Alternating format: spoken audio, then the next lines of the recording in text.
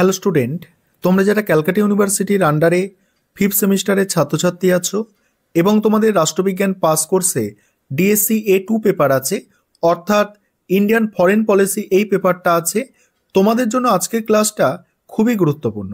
আজকের ক্লাসে তোমাদের গুরুত্বপূর্ণ 15 নম্বরের দুটি বড় প্রশ্নের উত্তর নিয়ে আলোচনা করব। প্রথম প্রশ্ন যেটা আছে, পররাষ্ট্রনীতির সংজ্ঞা দাও আর এর নির্ধারকগুলি সম্পর্কে আলোচনা করো। এটা মোস্ট ইম্পর্টেন্ট একটা প্রশ্ন। দেখো অ্যান্সারটা তোমরা দেখে নাও। বিদেশ নীতি বা পররাষ্ট্রনীতি কি সেটা প্রথমে দেখো। বিদেশ নীতির সংজ্ঞা দিতে গিয়ে আর্নেস্ট পেট্রিক বলেছেন, বিদেশ নীতি বলতে রাষ্ট্রের এমন এক ধরনের কার্যকলাপকে বোঝায় যার দ্বারা আন্তর্জাতিক ক্ষেত্রে সেই রাষ্ট্র তার লক্ষ্য ও স্বার্থ পূরণ করতে পারে। সংকীর্ণ অর্থে বিদেশ নীতি কি দেখো, সংকীর্ণ অর্থে বিদেশ নীতি হলো মানবিক আচরণকে প্রভাবিত করার এমন সব প্রক্রিয়া যা রাষ্ট্রের এখতিয়ার বহির্ভূত, অর্থাৎ বিদেশ নীতির আলোচনায় শুধু রাষ্ট্রীয় ক্রিয়াকলাপ কেন্দ্রিক। তারপরে বলা হচ্ছে দেখো, স্লেচারের যে সংজ্ঞা দিয়েছেন, স্লেচার ব্যাপক অর্থে বিদেশ নীতির সংজ্ঞা দিয়েছেন। তিনি বলেছেন বিদেশ নীতি হলো বাহ্যিক পরিবেশ সম্পর্কে কোনো একটি রাষ্ট্রের উদ্দেশ্য, পরিকল্পনা, ক্রিয়াকলাপ সংক্রান্ত নীতিকে বোঝায়। জোসেফ ফাঙ্কেল কি সংজ্ঞা দিয়েছে? জোসেফ ফাঙ্কেল বলেছেন বিদেশ নীতি হলো এমন এক ধরনের সিদ্ধান্ত বা ক্রিয়াকলাপের সমষ্টি যার দ্বারা একাধিক রাষ্ট্র সম্পর্কে জড়িত থাকে। বিদেশ নীতির নির্ধারককে দুভাগে ভাগ করা যায়, একটা হচ্ছে অভ্যন্তরীণ নির্ধারক আর একটা হচ্ছে বাহ্যিক নির্ধারক। অভ্যন্তরীণ নির্ধারকের মধ্যে কি আছে দেখো, প্রথমেই আছে ভৌগোলিক অবস্থান। একটি দেশের বিদেশ নীতি সংশ্লিষ্ট দেশের ভৌগোলিক অবস্থান, দেশটির আয়তন, জলবায়ু প্রভৃতির দ্বারা প্রভাবিত। কি বলা হচ্ছে দেখো, এজেপি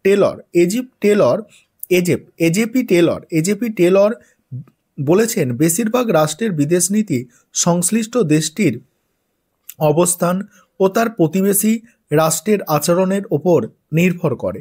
মূলত কোনো দেশই তার ভৌগোলিক অবস্থানের প্রভাব ব্যতীত বিদেশ নীতি গড়ে তুলতে পারে না। আবার কোনো রাষ্ট্রের সামরিক গুরুত্ব ভৌগোলিক অবস্থানের দ্বারা নির্ধারিত হয়। তারপরে কি বলা হচ্ছে দেখো, যেমন গ্রেট ব্রিটেন অন্য দেশের সঙ্গে সংযোগ সাধন সম্ভব করে তুলেছে সেই দেশের বদ্বীপীয় অবস্থানের দ্বারা। এবারে আছে পরের পয়েন্ট আছে জনসংখ্যা। দেখো দুটো প্রশ্নের উত্তর একটা ভিডিওর মধ্যে আমি আলোচনা করতে চলেছি, সেক্ষেত্রে পুরোটা পড়ে তোমাদের বলা সম্ভব নয়, দেখে নাও, তোমরা একটু স্ক্রিনশট করে নাও তোমাদের সুবিধা মতো। জনসংখ্যা যেমন লেখা আছে দেখো, বিদেশ নীতির একটি গুরুত্বপূর্ণ নির্ধারক হিসাবে জনসংখ্যাকে গণ্য করা হয়। বহুকাল ধরেই জনসংখ্যাকে রাষ্ট্রীয় শক্তির পরিমাপের একটি মানদণ্ড বলে মনে করা হয়েছে। একথা বলা হতে পারে যে সমস্ত দেশ জনবহুল সেই সমস্ত দেশ যুদ্ধের ক্ষয়ক্ষতি মেনে নিলেও নিজের অস্তিত্ব টিকিয়ে রাখার মতো ক্ষমতা রাখে। এবার দেখো পরের যে পয়েন্টটা আছে, অর্থনৈতিক অবস্থা, মতাদর্শ। তারপরে দেখো রাজনৈতিক নেতৃত্ব। এখানেও দেখো খুব সুন্দর করে লেখা আছে, ক্ষমতাসীন রাজনৈতিক নেতৃবৃন্দ বিদেশ নীতি প্রণয়নে সবচেয়ে বেশি কার্যকারী ভূমিকা গ্রহণ করে।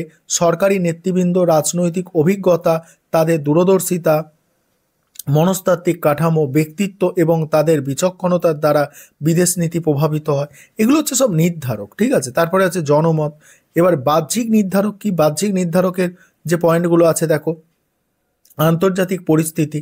দেখো বিদেশ নীতি প্রণয়নের সময় প্রতিটি রাষ্ট্রকেই বিশ্ব রাজনৈতিক পরিস্থিতির কথা ভাবতে হয়। বিশ্বের রাজনৈতিক পরিস্থিতির পরিবর্তনের সঙ্গে সঙ্গেই তাই বিদেশ নীতির পরিবর্তন ঘটে থাকে। পরের পয়েন্ট আছে দেখো বিশ্ব জনমত। তারপরের পয়েন্ট আছে দেখো প্রতিবেশী রাষ্ট্রের ক্রিয়া প্রতিক্রিয়া। আর শেষে উপসংহার দিয়ে অ্যান্সারটা শেষ করা হয়েছে। এবার পরের প্রশ্ন যেটা আছে মোস্ট ইম্পর্টেন্ট প্রশ্ন, এটাও তোমরা জানো এই প্রশ্নগুলো ইম্পর্টেন্ট, কারণ 2022 সালে এই প্রশ্ন এসেছে, তোমাদের জন্য 2022 সালের প্রশ্নপত্র মোস্ট ইম্পর্টেন্ট। দেখো এই প্রশ্নটা কি আছে, জাতীয় স্বার্থ কি, জাতীয় স্বার্থের সংজ্ঞা দিতে হবে এবং জাতীয় স্বার্থ কিভাবে বিদেশ নীতি গঠনে প্রভাবিত করে তা আলোচনা করো। এই প্রশ্নের উত্তরটা আলোচনা করব। তার আগে যে বিষয়টা বলার আছে, তোমাদের জন্য স্টাডি মেটেরিয়াল তৈরি করা হয়েছে এই পেপারটার ওপরে। তোমরা যদি কেউ স্টাডি মেটেরিয়াল পারচেস করতে চাও, নিচে যে নম্বরটা দেখতে পাচ্ছ এই নম্বরে যোগাযোগ করে স্টাডি মেটেরিয়াল পারচেস করতে পারো। এবারে এর অ্যান্সারটা তোমরা দেখে নাও। জাতীয় স্বার্থের সংজ্ঞা দেখো, জাতীয় স্বার্থের সংজ্ঞা নিয়ে বিশেষজ্ঞরা একমত নন। হার্টম্যান বলেছেন, জাতীয় স্বার্থ হলো তাই যাকে প্রতিটি রাষ্ট্র অর্জন সংরক্ষণ করতে বিশেষভাবে আগ্রহী। কোনো রাষ্ট্র যখন অন্য রাষ্ট্রের সঙ্গে সম্পর্ক স্থাপনে সচেষ্ট হয় তখনই এই স্বার্থের উন্মেষ ঘটে। অধ্যাপক ফাঙ্কেল মনে করেন, জাতীয় স্বার্থ হলো জাতীয় মূল্যবোধের সমষ্টি।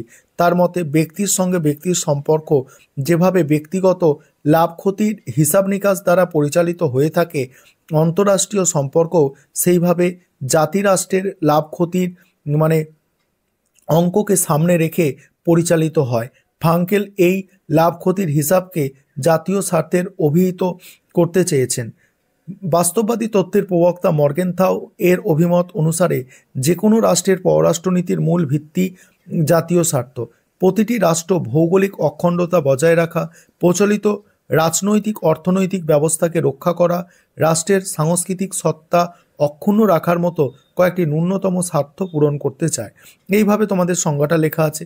তারপর জাতীয় স্বার্থের যে নির্ধারক, জাতীয় স্বার্থ দেখো বিদেশ নীতি নির্ধারণের ক্ষেত্রে জাতীয় স্বার্থের যে ভূমিকা সেটা এখানে দেওয়া আছে। দেখো সুন্দর করে লেখা আছে, তোমরা তোমাদের সুবিধা মতো স্ক্রিনশট করে নাও। আর যাদের অ্যান্সার সহ সম্পূর্ণ সাজেশানটা দরকার আছে, তোমরা নিচে যে নম্বরটা দেখতে পাচ্ছ এই নম্বরে যোগাযোগ করে স্টাডি মেটেরিয়াল পারচেস করতে পারো। আর স্টাডি মেটেরিয়ালের প্রাইসটা বলে দিই, এখন আমাদের স্টাডি মেটেরিয়ালের প্রাইস হচ্ছে 400 টাকা। ঠিক আছে, এখন প্রাইসটা আছে তোমাদের 400 টাকা। তোমরা যারা পারচেস করতে চাও তোমরা নিতে পারো।